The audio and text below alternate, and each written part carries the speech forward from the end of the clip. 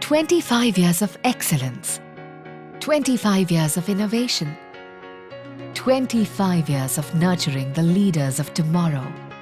We are GD Goenka. We are driven by our commitment to bring a global worldview to education.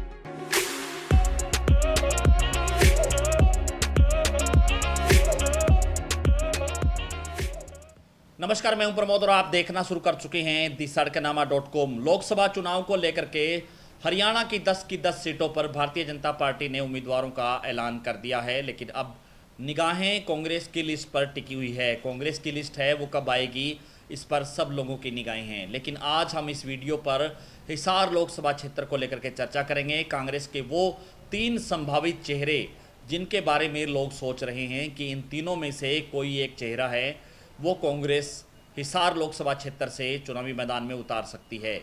हम आपको बता दें कि यहाँ से इस बार बीजेपी ने चौधरी रणजीत सिंह चौटाला हैं, उनको चुनावी मैदान में उतारा है, जो कि जाटों के बड़े नेता हैं, चौधरी देवीलाल के बेटे हैं। और अब कांग्रेस उनके सामने जो है अलग अलग कई तरह से दाव है वो खेल सकती है। सबसे पहले नाम आ रहा है जयप्रकाश जेपी का, जो कि कांग्रेस की टिकट पर चुनाव लड़ सकते हैं।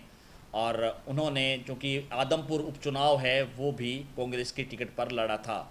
जयप्रकाश हिसार लोकसभा क्षेत्र से 3 बार एमपी रहे हैं, यानी 3 बार वो सांसद बने हैं। और ख़ास बात ये है कि तीनों ही बार वो अलग अलग पार्टियों से चुने गए। सबसे पहले वो 1989 में जनता दल की टिकट पर सांसद बने और उसके बाद 1996 में वो हरियाणा विकास पार्टी से सांसद बने।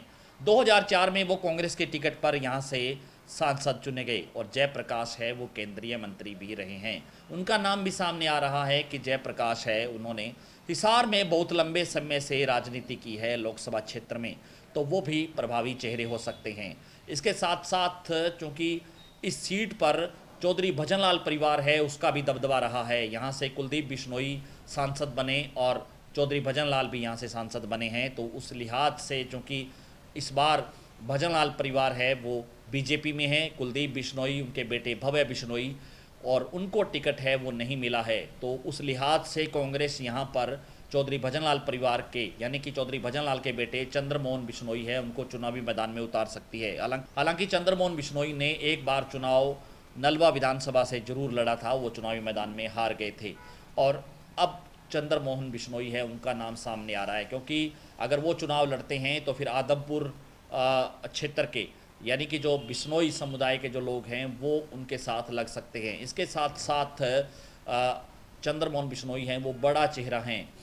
तीसरा जो नाम आ रहा है वो रिटायर्ड आईएएस अधिकारी चंद्र प्रकाश जांगड़ा का आ रहा है, यानी कि जांगड़ा वो चेहरा हैं। अगर यहाँ पर बैकवर्ड की बात आती है, यानी कि दोनों ये कह सकते हैं कि पार्टियां हैं, चाहे इनेलो की बात करें या जेजेपी की बात करें या बीजेपी की बात करें, अगर तीनों पार्टियां यहाँ पर जाट चेहरे चुनावी मैदान में उतारती है तो कांग्रेस है वो पिछड़ा वर्ग पर जो है भरोसा जता सकता है, यानी कि यहाँ पर चंद्र प्रकाश जांगड़ा है उनको टिकट दिया जा सकता है। उस लिहाज से कांग्रेस अगर पिछड़ा वर्ग की बात करेगी तो चंद्र प्रकाश जांगड़ा है उनका दाव लग सकता है। ये वो 3 चेहरे थे जिनको लेकर के कांग्रेस के जो तीनों संभावित चेहरे हैं।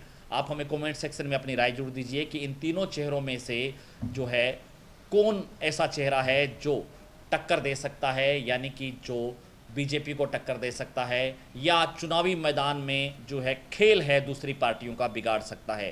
ज़्यादा से ज़्यादा इस वीडियो को आप शेयर जरूर कर दीजिए ताकि तमाम लोगों तक की जानकारी पहुँचे। लोकसभा चुनाव को लेकर के दी सड़कनामा.com के साथ आप बने रहिए। शुक्रिया।